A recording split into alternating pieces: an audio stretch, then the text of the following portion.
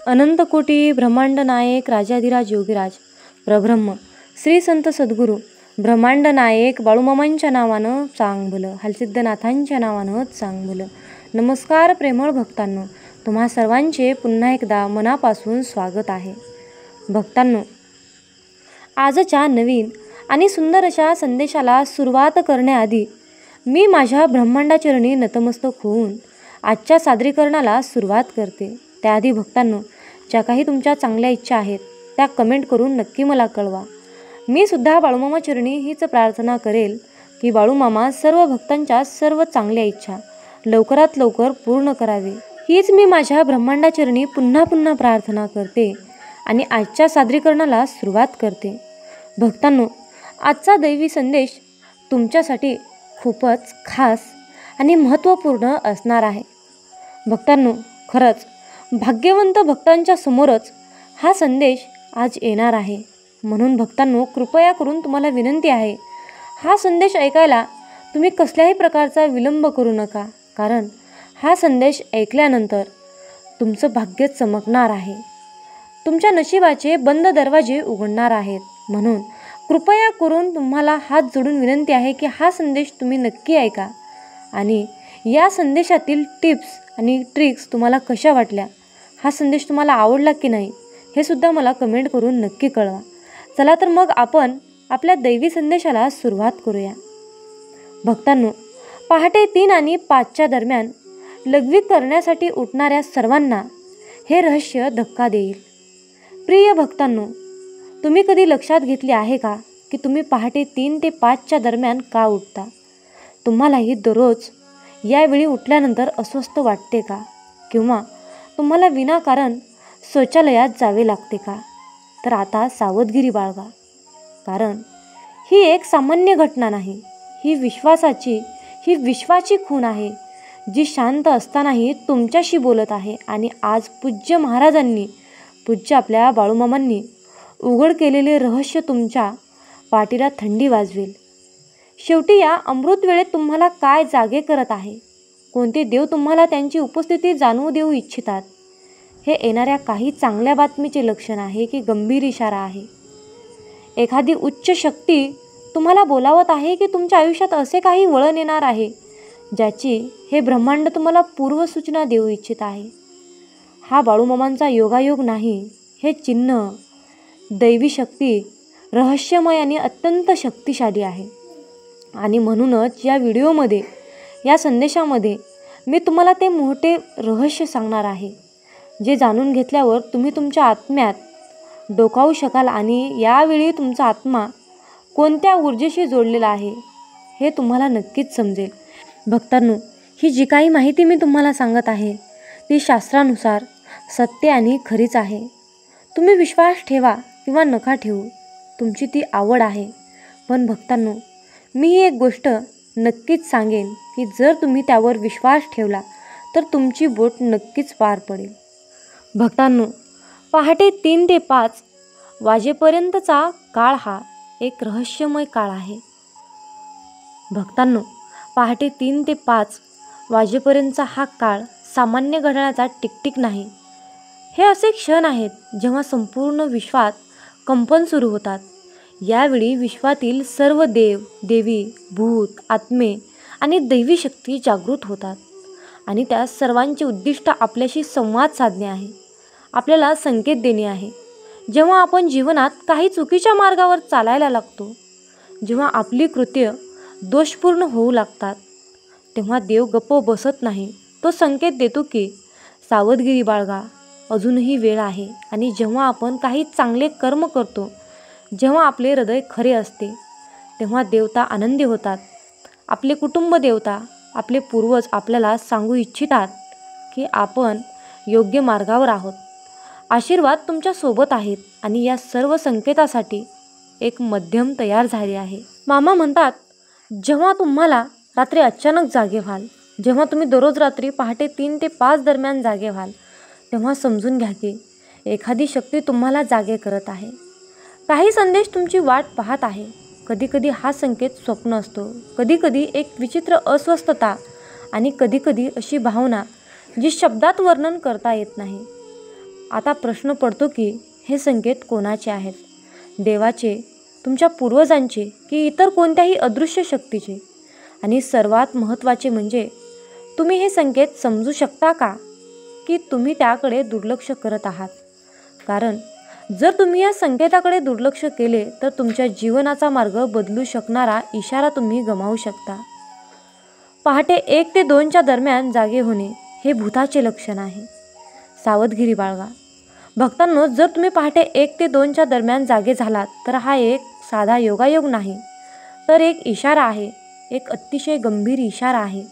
कारण ही वेळ भूत, पिशाच आणि नकारात्मक शक्ती जागे होतात. यावेळेस जेव्हा संपूर्ण जग गाढ झोपेत असते तेव्हा अंधाराच्या शक्ती पृथ्वीवर फिरतात आणि ज्या घरात ऊर्जा कमकुवत असते किंवा कर्मामध्ये काही दोष असतो अशा घरामध्ये प्रवेश करण्याचा प्रयत्न करतात.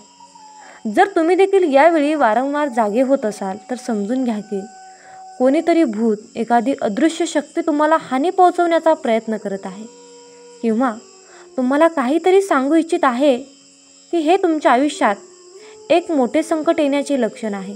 तुमच्या कुटुंबाला, मुलांना किंवा संपत्तीला धोका असू शकतो. तुमचे सर्व काम अचानक अडकू शकते आणि बिघडू शकते आणि हे सर्व कारण म्हणजे एक शक्ती तुमच्या आयुष्यात हस्तक्षेप करू इच्छिते. परंतु भक्तांनो, घाबरू नका.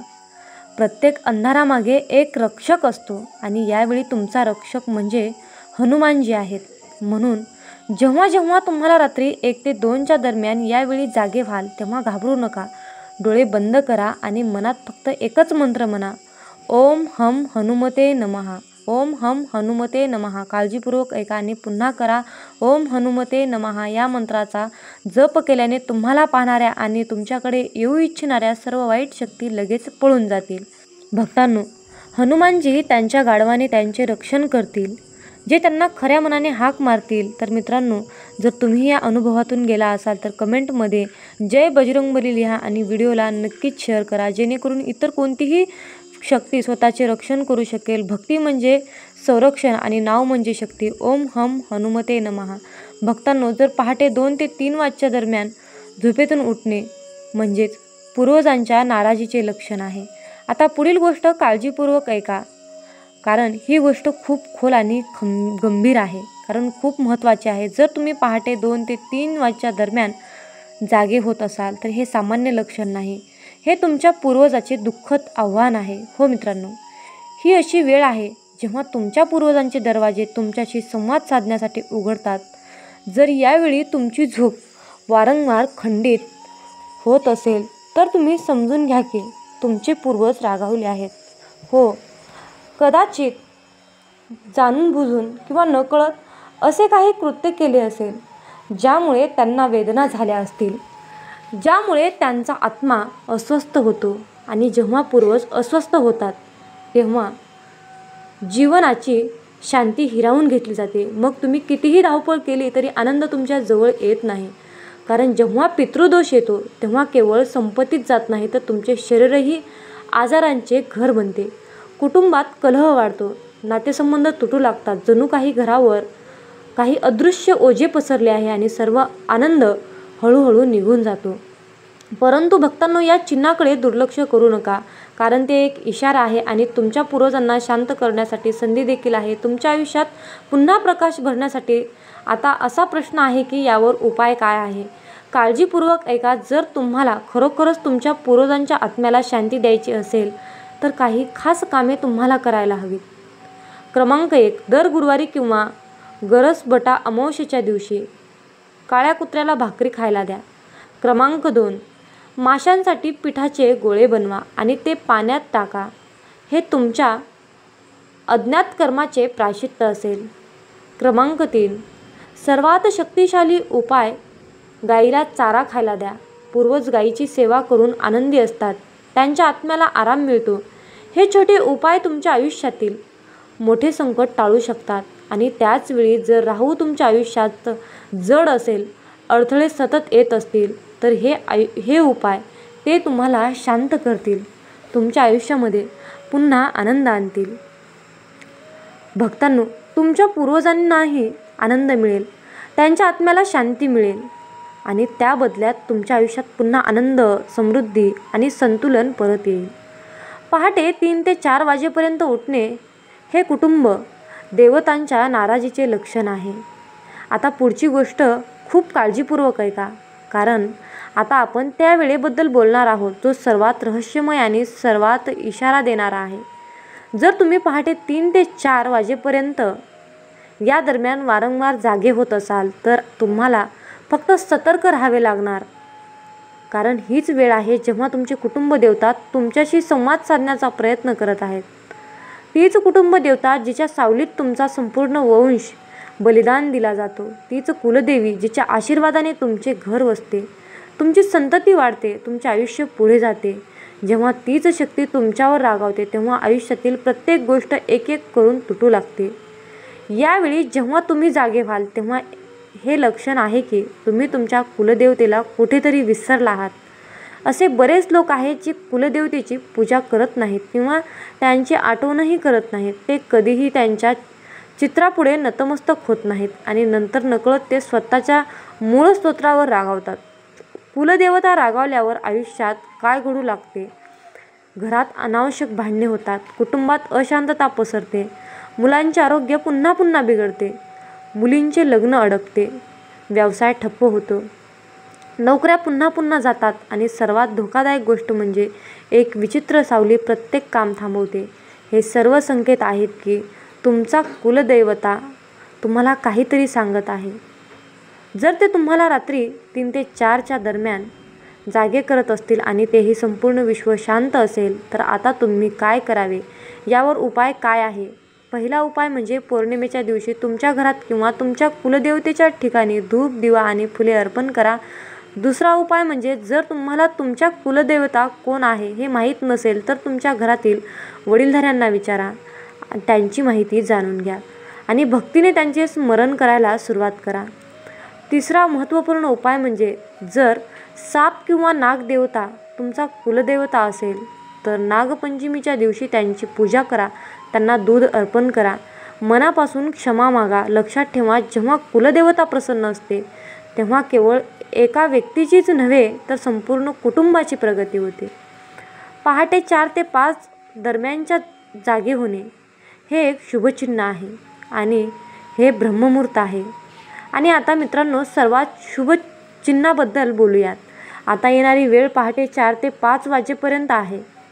जर तुम्ही यावेळी जागे झालात, मग ते कोणत्याही कारणाने असो, लघवीची इच्छा असो, अचानक झटका असो किंवा कोणत्याही कारणाशिवाय असो, तर घाबरू नका, हसा, आनंदी राहा, कारण हे एक लक्षण आहे की विश्वातील शक्ती आता तुमच्या बाजूने आहेत. हे ब्रह्ममुहूर्ताचा काळ आहे जेव्हा पृथ्वीचा सर्वात पवित्र ऊर्जा सक्रिय असते. देव, ऋषी, तपस्वी आणि साधक सर्वजण त्यांच्या साधनेसाठी हा काळ निवडतात. आणि जर यावेळी तुमचे डोळे उघडत असतील तर असे समजा की देव स्वतः तुम्हाला जागे करत. हा एक संकेत आहे की तुमचा चांगला काळ सुरू होणार आहे. देव तुमच्या कर्मावर खुश आहे आणि आता तुमच्या प्रगतीचा मार्ग उघडणार आहे. हा तो क्षण आहे जेव्हा देव स्वतः तुमच्याकडे येतो आणि शांतपणे म्हणतो की मी तुमच्या सोबत आहे. म्हणून या दिव्य क्षणात घाबरू नका. त्याऐवजी डोळे बंद करा आणि देव महादेवाचे स्मरण करा. हळूहळू मंत्राचा जप करा. ओम नमः शिवाय, ओम नमः शिवाय. प्रत्येक जपाने तुम्हाला तुमच्या आत एक ऊर्जा उतरताना दिसेल, एक शांती, एक दिव्यता. जर तुम्ही हे समजावून घेतले तर हा काळ तुमच्या आयुष्यातील सर्वात मोठा संकेत बनू शकतो, कारण यावेळी जागे होणे ही नशिबाची गोष्ट नाही तर मागील जन्माच्या चांगल्या कर्माचे परिणाम आहे. तर भक्तांनो, जर तुम्ही पहाटे 4 ते 5च्या दरम्यान जागे झालात तर तो योगायोग मानू नका. हा तुमच्या दिव्य भाग्याचा पहिला दरवाजा आहे. प्रत्येक वेळी तुम्ही जागे होताच ओम नमः शिवाय मंत्राचा किमान 11 वेळा जप करा. नंतर पुन्हा शांतपणे झोपा. तुम्हाला दिसेल की तुम्ही वर्षानुवर्षे ज्यांची वाट पाहत होता ती सर्व काही लवकरच तुमच्या आयुष्यात येणार आहे. जर तुम्ही असे काही अनुभवले असेल तर कमेंटमध्ये हर हर महादेव लिहा आणि या व्हिडिओला तुमच्या प्रियजनांसोबत नक्कीच शेअर करा. भक्तांनो, स्वप्ने व तीच स्वप्ने जिथे देव आपल्याशी शांतपणे बोलतो. बऱ्याच वेळा जेव्हा आपण जागृत जगात चिन्हे समजू शकत नाही तेव्हा देव, विश्व आपले पूर्वज किंवा अदृश्य शक्ती स्वप्नाद्वारे आपल्याशी संवाद साधतात. पण प्रश्न असा आहे की तुम्ही ती चिन्हे ओळखता का? असे आहे की काही इशारा वारंवार मिळत आहे, पण तुम्ही ते फक्त एक स्वप्न समजवून विसरतात. तर मित्रांनो, आज मी तुम्हाला 3 सर्वात शक्तिशाली स्वप्नांची चिन्हे सांगेन. जर तुम्ही ती समजावून घेतली तर तुम्ही मोठी आपत्ती टाळू शकता किंवा मोठे भाग्य मिळवू शकता. स्वप्नात साप दिसला तर, जर तुम्हाला स्वप्नात साप दिसला असेल तर ते चांगले लक्षण नाही. हे लक्षण आहे की तुमच्या भोवताली नकारात्मक ऊर्जा किंवा लपलेले शत्रू सक्रिय होत आहेत. हे एक इशारा आहे की काही मोठे संकट, फसवणूक किंवा संकट तुमच्या आयुष्याकडे सरकत आहे. काय करावे? ताबडतोब जवळच्या नागदेवता किंवा नागदेवता मंदिरात जा. तेथे नारळ अर्पण करा, थोडे दूध अर्पण करा आणि भक्तीने माफी मागा. या सोप्या उपायाने नकारात्मक ऊर्जा थांबेल आणि नागदेवतेच्या कृपेने तुम्ही सुरक्षित राहाल. मामा म्हणतात, माझ्या बाळा, आयुष्यामध्ये सगळ्यांची मनं जपायचं. आपण कॉन्ट्रॅक्ट घेतलं की स्वतःच्या भावनांची भंगारात विक्री सुरू होते आणि आपण स्वतःच भिकेला लागायला सुरू होतो. प्रयत्न इतके करा की शांततेमध्ये आपण एखाद्या गोष्टीसाठी संघर्ष करत आहोत याचा कोणाला सुगावा देखील लागायला नको. याच संघर्षातून पुढचं पाऊल जन्म घेतं. याच भविष्यातील योजना आधी बोलून दाखवू नका. तुम्हाला एखादा नवीन कोर्स करायचा आहे, नवीन प्रोजेक्ट हातात घ्यायचा आहे किंवा कुठेतरी गुंतवणूक करायची आहे, हे बोलून दाखवलं की काही लोक आपल्या आधीच ते काम सुरू करतात, तर काही लोक मुद्दाम आपल्या कामात अडथळा आणण्याचा प्रयत्न करतात. समजा तुम्ही एखाद्या ठिकाणी नोकरीसाठी अर्ज केला आहे आणि ही गोष्ट मित्रांना सांगितली. अशा वेळी तुमच्या ओळखीचा दुसरा कोणीतरी आधीच तिथे पोहोचतो आणि संधी तुमच्या हातातून निसटून जाते. म्हणून बाळा, काम पूर्ण झाल्याशिवाय लोकांना सांगू नका. जुने अपमान पुन्हा पुन्हा उगाळू नका. कारण तुमचा कुणी अपमान केलाय, तुम्हाला फसवलंय, तुम्हाला समजून घेतलं नाही, हे सतत लोकांना बोलून दाखवलं की तुम्ही कायम हतबल आणि बिचारे वाटता. यासाठी लोक तुमच्याबद्दल सहानुभूती दाखवणार नाहीत, पण कमकुवत मात्र नक्कीच समजतील. जर तुम्ही म्हणालात, माझ्या बॉसने माझा खूप अपमान केला होता, तर समोरचा म्हणेल, मग नोकरी का सोडली नाही? अपमान सहन करत का बसला? असे अनेक प्रश्न उपस्थित केले जाऊ शकतात. म्हणून अपमानाचं दुखणं आतल्या आत बरं करण्याचा प्रयत्न करा, लोकांपुढे नाही. लोकांना जखमा बरी करता येत नाही, पण जखमेवर मीठ चोळणं खूप छान जमतं. तुमच्या जुन्या चुका सर्वांसमोर मांडू नका. तुम्ही एखाद्या चुकीचा निर्णय घेतला, कोणावर भरोसा ठेवून फसलात, हे लोकांना सांगितल्यावर ते तुमच्या दुःखात सहभागी होणार नाहीत. उलट तुम्हाला मूर्ख मात्र नक्कीच समजतील. म्हणून समजा तुम्ही लोकांना म्हणलात की अमुक माणसाने माझी 50,000 रुपयांची फसवणूक केली, तर लोक लगेच म्हणतील, तुम्ही अगोदर चौकशी करायला हवी होती. काही विचार न करता पैसे का दिले, कसे दिले, या सर्व उठावे ठेवेपासून दूर राहायचं असेल आणि लोकांचे टोमणे सहन करायचे नसतील, तर स्वतःच्या चुका समाजासमोर उघड करू नका. एक गोष्ट लक्षात ठेवा, चुकांमधून शिकणारा माणूस यशस्वी मात्र नक्कीच होतो. म्हणून म्हणतात, ठेच लागली की माणूस आपोआप सावधगिरी ठेवतो. मामा म्हणतात, प्रेमात वाद विवाद, हेवे देवे, रुसवे फुगवे तर येतातच. असं म्हटलं जातं की भांडल्याने प्रेम हे अधिक घट्ट होतं. पण 2 जीवांमधील खाजगी गोष्टी समाजासमोर मांडल्या की लोक त्यावर चर्चा करतात, टोमणे मारतात आणि मजा घेतात. प्रेम सुंदर असतं, पण ते फक्त 2 जणांमधलं नातं असावं. आजची पिढी काय करते? प्रेमात पडले की लगेच इंस्टाग्राम स्टोरी, व्हॉट्सअपला डीपी, फेसबुकला फोटो आणि ब्रेकअप झालं की डिलीट आल. पण लोकांच्या मनात त्या आठवणी कायम राहतात आणि त्यांच्या चर्चेमध्ये तुमचं नाव हा विषय बनतो. प्रेम ही गोष्ट खाजगी ठेवा, तिचा सन्मान करा. लोकांना अजिबात बोलून दाखवू नका, नाहीतर याच गोष्टीला धरून लोक तुमची थट्टा करतील आणि तुम्हाला अपमानित व्हावे लागेल. तुम्ही रिलेशनशिपमध्ये आहात, एक दिवस काहीतरी छोटा वाद झाला आणि लगेच तुम्ही सोशल मीडियावर सॅड स्टोरी टाकता. लगेच लोक समजून जातात, याच्यामध्ये वाजलंय, काहीतरी खळबळ उडाली आहे, काहीतरी खटके उडत आहेत. अशा वेळी काही लोक तुमच्यावर हसतात, काही लोक जास्त खोदून विचारतात आणि काही लोक फक्त गॅपीससाठी तुमचं नाव चघळतात. म्हणून खाजगी गोष्टी खाजगीच ठेवा, कारण प्रेमातले प्रत्येक क्षण हे तुमचे आहेत, जगाचे नाहीत. तुमचं प्रेम, तुमचं नातं, तुमचं आयुष्य हे इंस्टाग्राम पोस्टसाठी नसून मनापासून जपण्यासाठी आहे आणि जगण्यासाठी आहे. तुमचं आर्थिक जीवन उघड कधीच करू नका. तुम्ही दर महिन्याला किती कमावता, किती खर्च करता, लोकांची किती उधारी आहे आणि शेवटी किती बचत करता हे बोलून दाखवलं की लोक तुमचं गणित मांडायला सुरुवात करतात. उदाहरणार्थ, तुम्ही असं म्हटलं की मी दर महिन्याला 1,00,000 रुपये कमवतो, तर लोक लगेच म्हणतील, मग आमच्यासाठी काय केलं? मामा सांगतात, माझ्या बाळा, आयुष्यामध्ये पैसा ही खूपच खास गोष्ट आहे. तो तुम्हाला सुरक्षित ठेवतो, तुमचा आत्मविश्वास वाढवतो आणि भविष्यासाठी तयार ठेवतो. पण जर तुम्ही ते सगळ्यांसमोर उघड करू लागलात की मी दर महिन्याला एवढे कमावतो, माझ्याकडे इतकी बचत आहे, तर लोक तुमच्या पैशावर नजर ठेवायला लागतात, तुमच्या निर्णयावर टीका करायला लागतात. तुमचं उत्पन्न, खर्च, बचत, कर्ज या गोष्टी खाजगी व्यवसायात असाव्या. आयुष्य सगळ्यांपुढे मांडू नका, कारण सर्वच लोक तुमचं भलं बघत नाहीत. कारण काही लोक तुमच्या कमकुवत बाजू जाणून घेण्यासाठी धडपडत असतात. माझ्या बाळा, आयुष्यामध्ये या 7 गोष्टी आयुष्यभर गुपित ठेवल्यात तर तुमच्या आयुष्याचं सोनं होईल. तुमचं आयुष्य शांत, मजबूत आणि यशस्वी नक्कीच होईल. म्हणून तुमच्या आयुष्यातील खाजगी गोष्टी या खाजगीच ठेवा. बोला जय बाळूमामा. माझ्या बाळा, आयुष्यामध्ये छोट्या छोट्या तक्रारी करणे सोडा. आयुष्यामध्ये तुम्हाला जर नेहमी आनंदी आणि समाधानी होऊन यशस्वी व्हायचं असेल, तर तुमचे जीवन योग्यरित्या हँडल करायचं असेल, तर छोट्या छोट्या तक्रारी करणे पहिल्यांदा सोडून द्या. प्रत्येक व्यक्तीविषयी मनामध्ये एखादी तक्रार ठेवणे, प्रत्येकाविषयी काही ना काहीतरी गराणे करणे सोडून द्या. प्रत्येकाला आपण कसे बरोबर आहोत, समोरचा कसा चुकीचा आहे, प्रत्येक छोट्या छोट्या गोष्टीला समोरच्याला उत्तर देणे, या गोष्टींमध्ये आपण स्वतःची एनर्जी वाया घालवत असतो. या गोष्टींनी कोणताच फायदा होत नाही.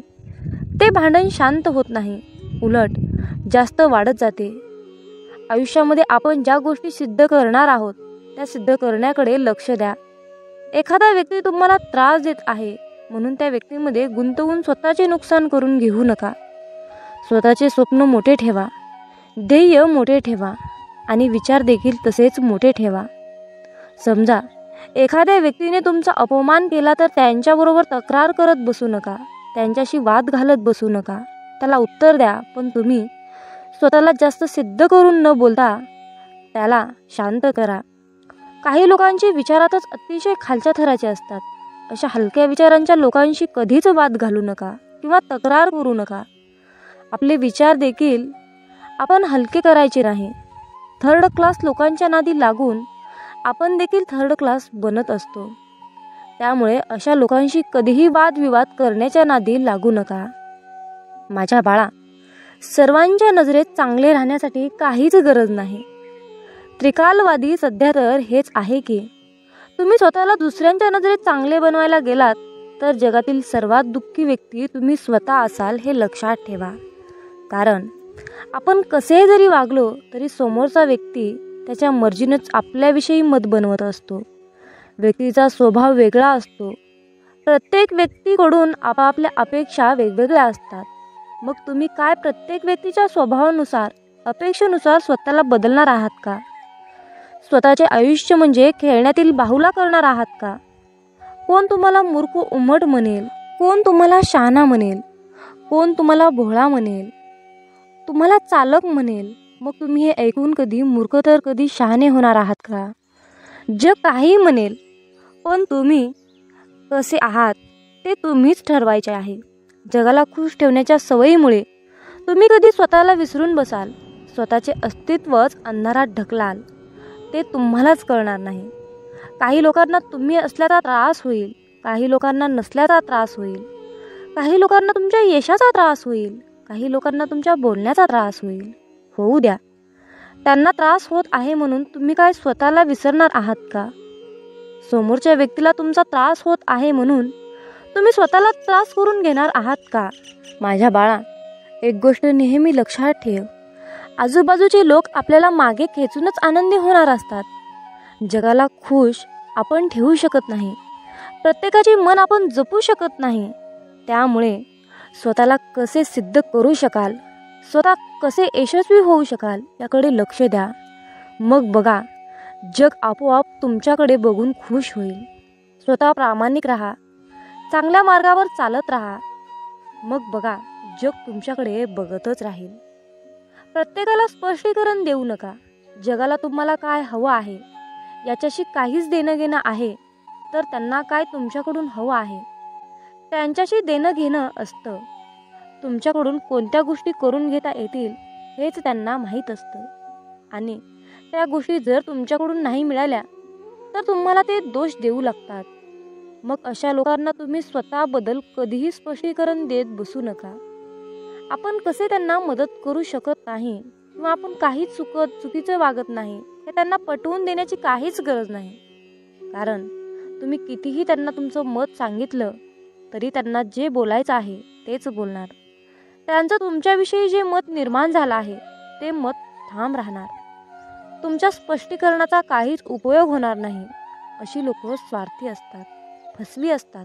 अशा लोकांना दुसऱ्यांच्या मताशी, भावनांशी काहीच घेणं देणं नसतं. अशा लोकांना ओळखणं अतिशय गरजेचं असतं. आणि अशा लोकांना आपण त्यांच्याशी किती चांगले वागत आहोत हे पटवून देण्याचा प्रयत्न म्हणजे व्यर्थ मूर्ख लोकांचे मन जपणं.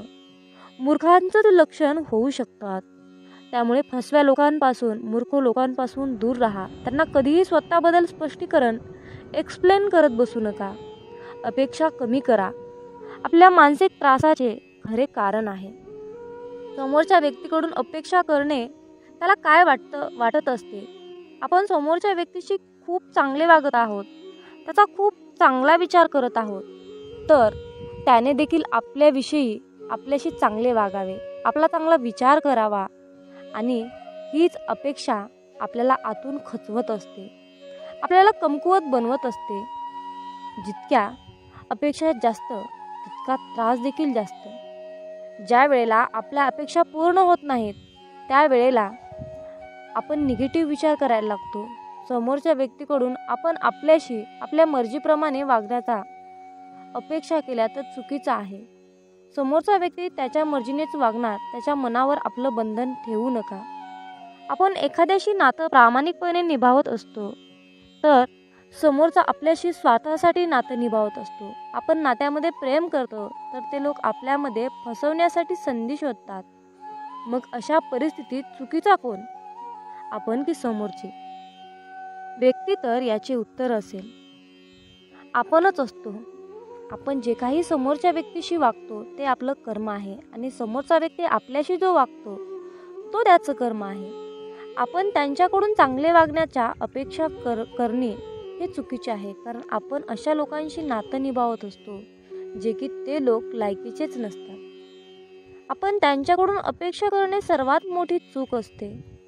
समोरच्या व्यक्तीकडून आपल्या अपेक्षा पूर्ण नाही झाल्या तर आपण स्वतःला दोषी ठरवायचे नाही, तर स्वतःला आनंदी आणि समाधानी आणि आयुष्यात सिद्ध करून यशस्वी व्हायचं असेल तर सर्वात आधी सोडून द्या अपेक्षा करणे. मामा म्हणतात, माझ्या बाळा, आयुष्यामध्ये कधीच भोळे राहू नका. हुशार बना. स्वभाव चांगला असणे, समोरच्याला समजून घेणे, संयमी असते अतिशय चांगली गोष्ट आहे. पण या गोष्टी प्रमाणाबाहेर आपल्या स्वभावात असल्या तर समोरची व्यक्ती आपला फायदा घेऊ शकते. या कलियुगामध्ये अतिशय चांगले भोळे असून फायदा, कारण अलीकडे लोक त्या लायकीचेच नाहीत. प्रत्येक वेळेला आपण नातं टिकवण्यासाठी शांत बसतो, समोरच्या व्यक्तीचा स्वभाव जपण्याचा प्रयत्न करत असतो. प्रत्येक वेळेला आपण स्वतःमध्ये बदल करून समोरच्या व्यक्तीला समजून घेत असू तर समोरचा व्यक्ती तुम्हाला कमकुवत समजायला वेळ लावणार नाही. अशा या भोळ्या विचारामुळे लोक तुम्हाला लास्ट स्टेजला त्रास देऊ शकतात.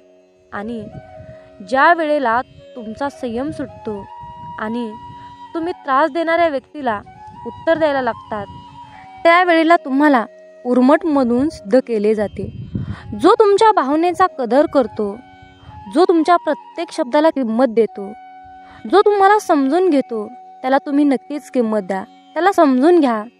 पण ज्या लोकांना तुमची कदर नाही, त्या लोकांसमोर झुकण्याची काहीच गरज नाही. प्रत्येक वेळा तुम्हीच झुकायला गेलात तर लोक तुम्हाला झिरो समजतील आणि व्हॅल्यू देणार नाही. त्याचबरोबर तुमचा फायदा देखील घेतील. म्हणून अशा लोकांच्या मागे पुढे करण्याची काहीच गरज नाही. स्वतःचा स्वभाव भोळसर नसावा. अलीकडच्या काळामध्ये भोळे नाही तर हुशार बना, तरच तुमचा निभाव लागू शकतो, नाही तर नाही. प्रत्येक प्रश्नाचे उत्तर देऊ नका. अरे बाळा, प्रत्येक वेळेला प्रत्येकाच्या प्रश्नाचे उत्तर देण्याची काहीच गरज नाही. आपण कोणाच्याही प्रश्नामध्ये बांधील नाही. आपण स्वतःच्या मनाचे राजे असले पाहिजे. कधीतरी काही लोकांच्या गोष्टी किंवा प्रश्न ऐकून सोडून द्या. शांत राहा. तुमची शांतता त्यांच्या प्रश्नाचे बरोबर उत्तर असेल. काही लोक तुमच्या प्रत्येक गोष्टींवर प्रश्न निर्माण करतील. तुमच्या कामावर, तुमच्या बोलण्यावर, वागण्यावर, तुमच्या स्वप्नांवर, प्रत्येक गोष्टींवर प्रश्न तयार करतील आणि तुम्हाला कोड्यात टाकतील. म्हणून तुम्ही काय स्वतःला सिद्ध करण्यासाठी त्यांच्या प्रत्येक प्रश्नाचे उत्तर देत बसाल का? हा जर काही चांगले प्रश्नाचे उत्तर देत बसला तर त्याचे प्रश्न कधीही संपणार नाहीत. उलट तुमची एनर्जी वाया जाईल, वेळ वाया जाईल. तुमचा ब्रेन काम करण्यालायक राहणार नाही. तुमचे मन अस्वस्थ होईल. अशा व्यक्तींच्या निगेटिव्ह प्रश्नामुळे तुम्ही निगेटिव्ह विचार करायला लागाल, स्वतःला कमी समजायला लागाल. आयुष्याच्या प्रत्येक वळणावर वेगवेगळ्या स्वभावाचे लोक भेटतील. तर काही तुम्हाला त्रास देणारे असतील, तुम्हाला काही मागे खेचणारे असतील, काही तुमचा अपमान करतील. पण अशा लोकांना हँडल कसे करायचे ते शिका.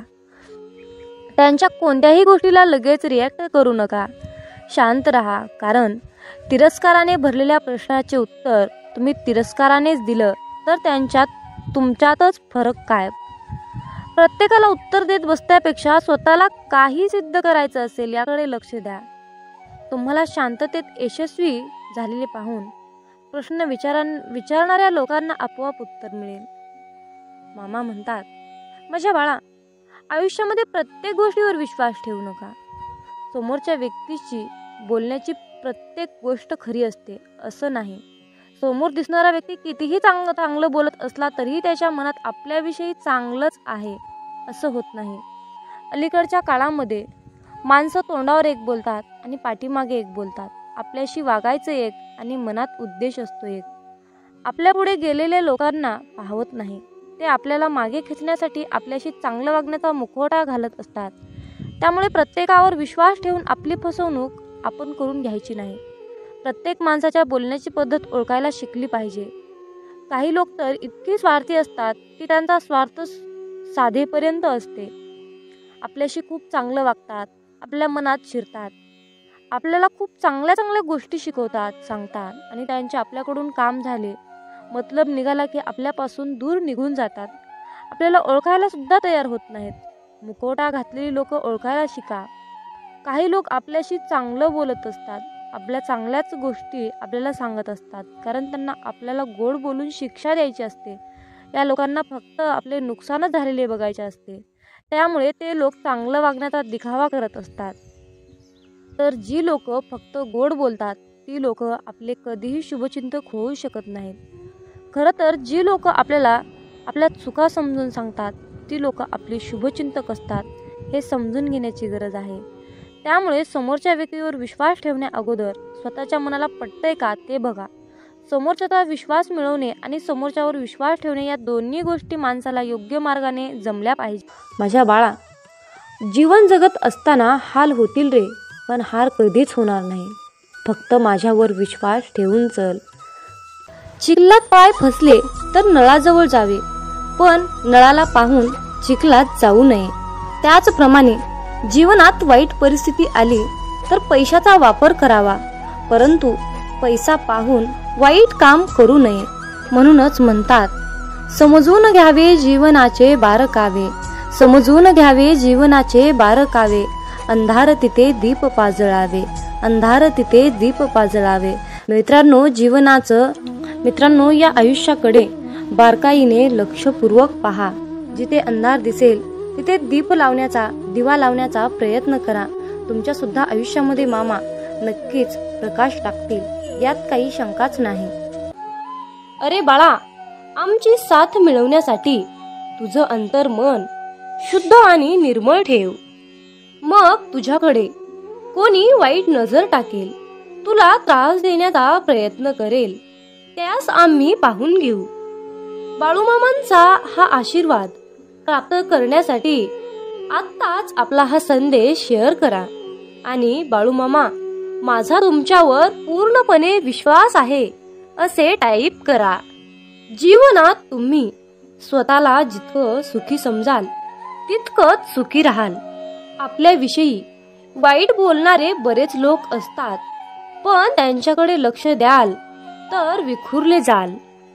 मन शांत ठेवून पुढे जाल तर जीवनात नक्कीच यशस्वी व्हाल. कर्म असं एक रेस्टॉरंट आहे की तिथं ऑर्डर देण्याची गरज नाही. तिथं आपल्याला तेच मिळतं जे आपण शिजवलेलं असतं.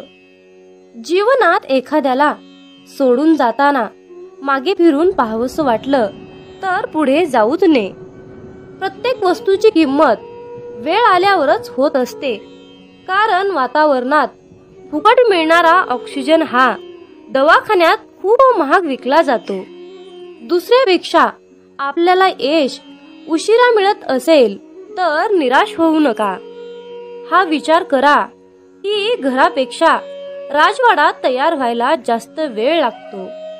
दगडामध्ये एक कमतरता आहे की तो कधीच पितळत नाही, पण एक चांगुलपणा आहे की तो कधीच बदलत नाही. जीवनात एका ठराविक वयानंतर आपल्याला पेन्सिलच्या ऐवजी पेन दिले गेले. त्याचं कारण हेच आहे की हे आपल्या लक्षात आले पाहिजे. जसं जसं आपण मोठे होत जातो तसं तसं आपल्या चुका खोडल्या जात नाहीत. तुम्ही सहमत असाल तर आत्ताच आपल्या व्हिडिओला लाईक करा आणि चॅनलला सबस्क्राईब करा. तुमच्यासाठी नशिबाचे योग्य ते द्वार उघडले जाईल. वाक्य छोटं आहे पण तितकंच खरं आहे. जग धोका देऊन हुशार झालं आणि आपण विश्वास ठेवून मूर्ख झालो. जीवनात काही जखमा अशा असतात की त्या दिसत नाहीत, कोणाला दाखवताही येत नाहीत, पण त्या सतत टोचत राहतात. जीवनात समोरच्याला माफ करता येतं, त्याचे अपराध विसरता येतात, पण त्यांच्यात पुन्हा एकदा मन गुंतून राहता येत नाही. स्वतःचं मन शांत करता आलं की सगळे गोंधळ आपोआप शांत होतात.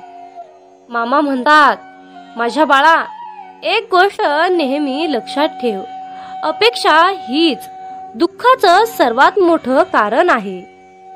जीवनात मानवी स्वभाव ओळखणं खूप अवघड आहे, कारण माणूस हा वेळेनुसार बदलतो. जेव्हा एक व्यक्ती दुसऱ्या व्यक्तीवर प्रेम करते तेव्हा ती म्हणते की मी तुझ्यासाठी जीव द्यायला सुद्धा तयार आहे, पण जशी वेळ बदलते तेव्हा तीच व्यक्ती म्हणते की मी तुझा जीव घेईन. त्यामुळे लक्षात ठेवा की सर्व काही बदलणार आहे आणि बदल ही एक शाश्वत गोष्ट आहे. मामा सांगतात, जीवनात ज्या ठिकाणी आपल्याला सर्वात शेवटी आमंत्रित केलं जातं त्या ठिकाणी कधी जायचं नाही, कारण तुम्हाला तिथे बोलवण्याची कुणाचीच इच्छा नसते. त्यांनी तुम्हाला केवळ उपचार म्हणून बोलाविलं असतं. अशा ठिकाणी जाऊन स्वतःचं महत्त्व कमी करून घेऊ नका. जोपर्यंत एखादी गोष्ट स्वतःहून कोणीच आपल्याला सांगत नाही तोपर्यंत ती गोष्ट विचारू नका. जर का तुम्ही एखाद्या व्यक्तीसाठी महत्त्वाचे असाल तर ती व्यक्ती तुम्हाला सर्व काही स्वतःहून सांगेल. आयुष्य बदलण्यासाठी सर्वांनाच वेळ मिळतो, पण वेळ बदलण्यासाठी परत आयुष्य कुणालाच मिळत नाही. म्हणून बाळा, ही एक गोष्ट